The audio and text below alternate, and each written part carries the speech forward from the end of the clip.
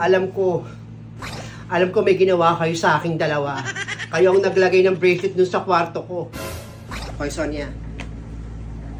Wala kang ebidensya na kami ang naglagay nun dun sa kwarto mo. Kaya huwag mo kaming pagbibintangan. Kami may ebidensya na nakita namin yung alahas ni Blandina sa ilalim ng unan mo. Eh di check mo sa CCTV. Bakit hindi nyo i-check? Hindi nyo kayo pagbibintangan mo kami ni Prasha na naglagay ng bracelet dun sa'yo. Eh anong alam namin doon? Eh ikaw na naman nakakalam ng mga alahas ni Blandina.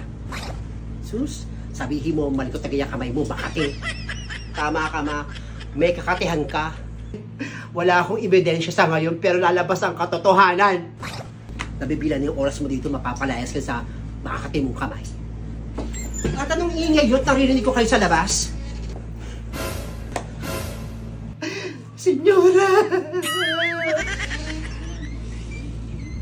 At bakit nandito itong mga eskwami na to? Sonia! Ba't umiiyak ka? Tulungan mo ko, senyora! Senyora! Kasi nakita yung bracelet ni Madam Senyorita Blandina doon sa ilalim ng unan ko. Hindi ko talaga magagawang magdakaw sa kanya.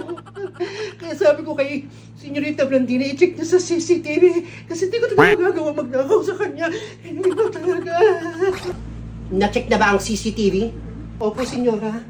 Check na po ni Senyorita Blandina yung yung CCTV po para malaman ko sino po gumawa nun sa akin. Hindi ko po talaga magagawang nakawa si Senyorita Blandina. Hindi po. Huwag kang umiyak. Kung talagang wala kang kasalanan, hindi ka dapat naiyak. Sira ang CCTV. Hindi ko ma-check kung sino talaga gumawa ng bagay na yon.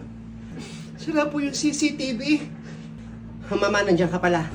O Blandina, totoo ba na nakita mo yung pinakamamahal mong bracelet sa ilalim ng unan ni Sonia? Opo, Mama. Nakita sa kwarto ni Sonia yung alahas. May kilala akong gagawa niyan. Para malaman natin kung sino talagang kumuha ng bracelet mo. At malaman ko lang kung sino talaga ang gumawa nito. May kalalagyan sa akin. Salamat po, Senyora. Tama po, ipacheck niyo po yung CCTV po para malaman po natin yung katotohanan kung sino gumagawa nito sa akin, kung sino tumutarantado sa akin. Senyorita, makinig po kayo sa akin. Hindi ko po talaga magagawang nakawang kayo. Sana tayo mag-usap, Sonia, kapag napatunayan na. Senyorita, Senyorita, kausapin niyo naman po ako, Senyorita. Sige na, Sonia. Gawin mo na mga trabaho mo at hindi ka aalis hanggang di natin napapatunayan kung sino may sala. Opo, senyora. Inis na po ko ng kusina.